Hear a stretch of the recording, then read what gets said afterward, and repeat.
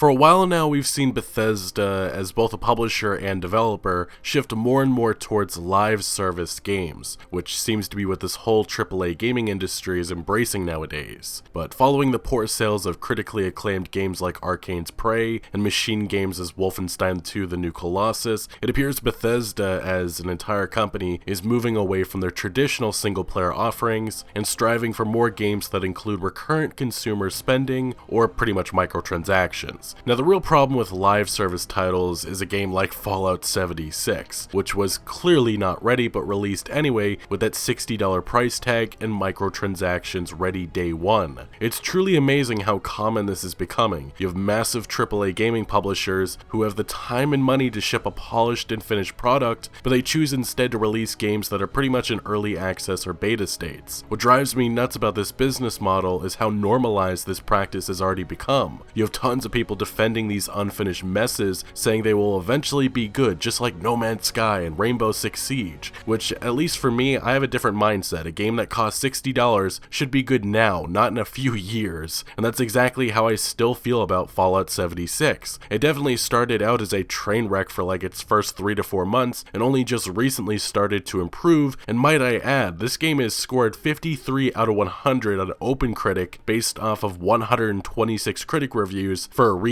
It's objectively speaking a bad game, and really I have trouble seeing how this could get any worse. As all of you remember, Todd Howard and Bethesda hyped up Fallout 76 at E3 2018 as their biggest game yet, an online survival shooter that can be enjoyed solo or with other players, a game that would incorporate and utilize brand new technology to make the world and graphics look beautiful, and at the time this was considered huge, but it would feature a beta to ensure everything is properly running upon release. Now, all of this sounded and looked impressive when it was initially revealed, but when November 14th rolled around, the mood quickly shifted. Fallout 76's beta was a joke. It was really just 2 weeks of early access, the upgrades and tech were pathetically implemented, the game was beyond unstable, it was a buggy, broken mess, and even now I feel that's a generous description. There was also the fact that the story that was there wasn't very good, there wasn't many enjoyable quests, no human NPCs was just a terrible idea, and honestly Fallout 76 was just boring and bad, even outside of all the issues tearing it down even more. But for months, I think a lot of people, including myself, were curious to see how Bethesda's leadership would address the mess that is Fallout 76. And when I say that, I specifically mean how would they react to how disastrous the launch went, because inside and outside of the game, I've just never seen something so mismanaged. Everything connected to Fallout 76 was just a mess. The most notable controversy was over the $200 edition of the game that promised a canvas bag, and last minute with zero notice Bethesda decided to change the material to a cheap nylon. What followed was a blatant lie for why this material change happened, then a pathetic attempt to resolve the issue, legal threats from a law firm, and eventually a proper resolution. That was just one controversy, because there's also the Nuka Bottle mess, the data breach, the refund policy, and it sadly goes on and on and on. But anyway, at PAX East 2019, Bethesda had their own panel for Fallout 76, kind of surprising, in which Todd Howard, Chris Mayer, and a few other employees of Bethesda discussed the game, and finally they did discuss the disaster of a launch, although I'll be honest, their reaction and what they say isn't all that encouraging. So let's take it back a little bit to launch, and maybe talk a little bit about what it was like to launch this game in the first 100 days or so of the roadmap. It was interesting. I mean, We've had some time. We've had a thing. that's a good way to start Yeah, out. go ahead, Interesting, right? I got to first say hats off to the back-end team. We had zero unplanned downtime, which in my 20 years of online game experience is pretty unheard of. So they've done a great job. Now, as far as the game goes, we've had some ups and downs. I think interesting is a great way to describe it. I honestly can't say I'm surprised by this reaction, but I'm a little disappointed by it. Highlighting that there hasn't been any unplanned downtime sure is something that feels like an odd positive when you consider that just about everything else went wrong, including duplication glitches thriving for months, a secret developer room being found by players, which I believe in a later clip Chris references this, tons of bugs which broke various elements of the game and quests, servers crashing for various reasons such as too many nukes going off at once. I mean, I suppose zero unplanned downtime is good, but it really feels like Chris is reaching for something positive to say. Now, with Todd, I think his reaction says it all. This has been a mess, but I don't think he'll ever say that, even though I think he probably should. Fortunately, we've got a great community. And our live ops team has been very good about working with the community, finding out what issues you guys care most about. And we've been working really hard to surface those issues and get them out as quickly as possible, patching them, I think, very, very quickly into the game. So. Yeah, for us, 76, I think most of our fans who are here, they know it's a very, very new thing. For our studio, we knew that we were going to have a lot of bumps coming out with the game, and we definitely had some. Some of them were much harder than we anticipated. Look, I just don't buy that reaction one bit. Of course, Todd Howard talked about how this was a scary thing for them pre-release, but that doesn't make it acceptable for how chaotic the game was at launch. Fallout 76 simply was not ready, and I would love to know what the fuck the point of QA testers are at Bethesda, because it feels like all Bethesda releases get little or zero testing. With Skyrim, it was a laugh thanks to mods, with Fallout 4 it was annoying, and with Fallout 76, it's just unacceptable. And honestly, it should have been unacceptable with Skyrim, but I think a lot of people, including myself, gave Bethesda a free pass when we probably shouldn't have. And this was a very new and different project for us. We're still doing other things that are more, I would call them traditional Bethesda games. But this one, you know, to be honest, we had a lot of difficulties during development. And sometimes those difficulties do show up on the screen. You never want them to.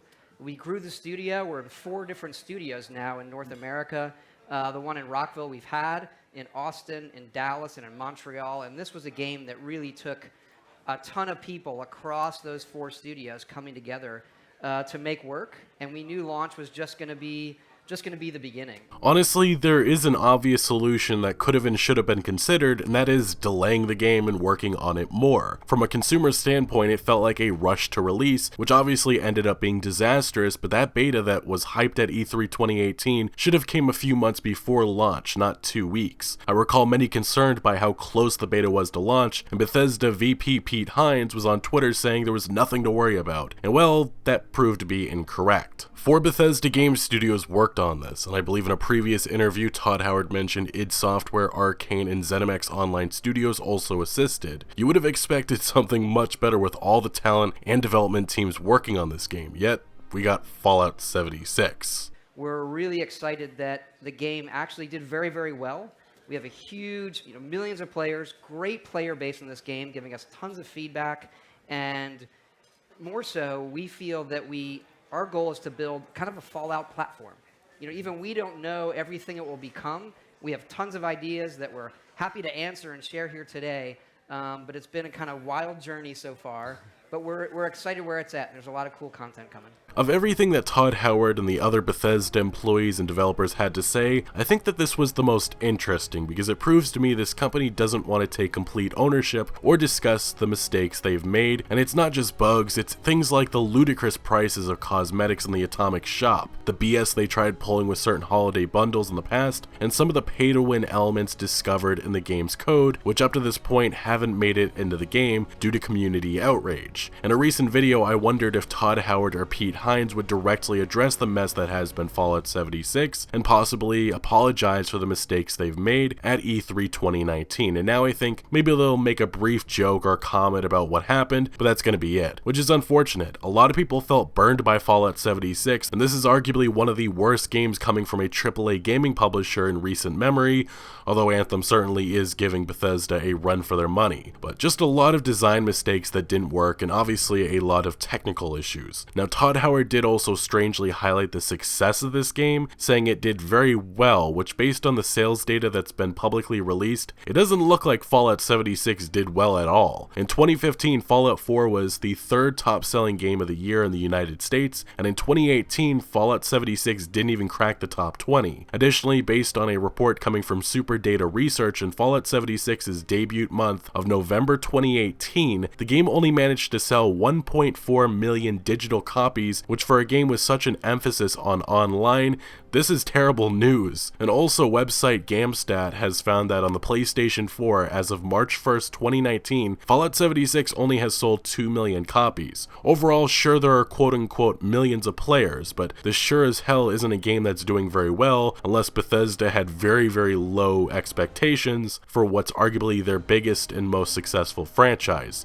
Well, up until this point. But honestly, I think right now Bethesda, like many of these other developers who have suffered rough launches in this live service age, want to keep improving the game and eventually give players a reason to try the game later on. They likely know a lot of work is needed, but they must have faith that they can eventually bounce back. But the problem that they will face moving forward is the fact that first impressions matter and people do not forget. I've floated ideas before and there are ways to draw more interest into Fallout 76, but I really don't see this game ever fully recovering just because of how negative people view Bethesda these days, and how competitive this online shooter space has continued to get. This is why rushing an unfinished game to release is a huge costly mistake these days. So it's to say you guys are all lurking on Reddit and the forums and Twitter and Oh yeah.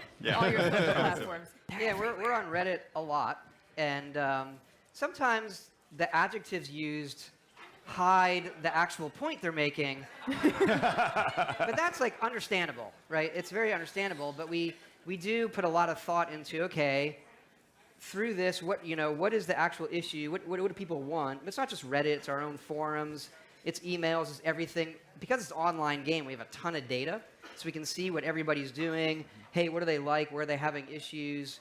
When do they stop playing? Why? All of that together, and we feel like even though we're doing so much, there's so much more that we want to do and can do with this game. It's pretty encouraging. I gotta say that I'm a little surprised knowing Todd Howard is still checking Reddit for Fallout 76, just because these last number of months there's been a lot of, I guess you could call it, negative feedback. Now, throughout the rest of this panel, these Bethesda developers and employees did discuss their short and long-term plans for this game, and I certainly believe they are committed to Fallout 76 probably until Fallout 5 is a thing, which could be another decade away. I suspect at E3 2019 we're probably going to see a few trailers showcasing some of the new features and content coming to Fallout 76 before 2019 ends, which I believe will be human NPCs and hopefully modding in private servers. 3 things that I think hardcore Fallout players would love. If Fallout 76 has a chance to thrive one day, Bethesda will need to convince players that they are changing the design of this game for the better, which, even forgetting the minefield of controversies and problems that have occurred over these last few months, the design and core foundation of this game does not exactly work. Slowly transitioning or just adapting parts of the more traditional Fallout formula is something that could be extremely beneficial, but like I've been saying, it really will be interesting to see if Fallout 76 can come back or really just spark some interest. The company has been giving away copies of Morrowind to celebrate the 25th anniversary of the Elder Scrolls, which free is free, although giving away a game that probably doesn't sell any copies anymore really isn't anything I can applaud. I think I said that back in December when Fallout 1 and Fallout 2 was being given away, but something that I was happy to see recently is that Bethesda announced that Fallout 76, Rage 2, Doom Eternal, and more games would be releasing on Steam. Exclusivity is something that is becoming a huge PC gaming issue, and even though Bethesda probably is doing this because their Bethesda net launcher isn't gaining enough attention or users, this is seen as a good decision. Plus, I don't think Bethesda can afford much more negative PR at this point, and let's say if they had pulled a Ubisoft and announced a deal with the Epic Game Store, I can only imagine the uproar and outrage that would have been thrown at them. But in conclusion, Bethesda has a lot of work to do until we can have a conversation of if Fallout 76 is worth anyone's time and or money. But I do find it disappointing that Todd Howard and Bethesda have responded to the disastrous launch of Fallout 76 by calling it interesting, circling around the issues that happened and really only highlighting supposed positives and achievements like the claim that the game has done well and has millions of players. Game development is certainly something that is not easy, and I'm sure getting Fallout 76 to work based off of that outdated single-player engine was hell, but I just have trouble finding that as an excuse. The game released on November 14th was a buggy, unfinished unfinished mess that in my opinion was released with a typical we'll fix it later attitude, which is currently plaguing this industry. It was certainly not worth the $60 price tag that Bethesda gave it. Anyway, what do you make of Todd Howard's reaction and comments about the launch of Fallout 76? Let me know your thoughts down in the comment section below. But thank you for watching. Make sure to leave a like if you did enjoy this video or found any informative value, and make sure to follow my other social media accounts for updates on new videos. Links are always down in the description below. I'm most active on Twitter, giving opinions on news that I don't always get into video form, so make sure to follow me over there. Also check out my Discord for all sorts of discussion on games. And again, thank you for joining. Consider subscribing for more videos like this, and I'll see you later.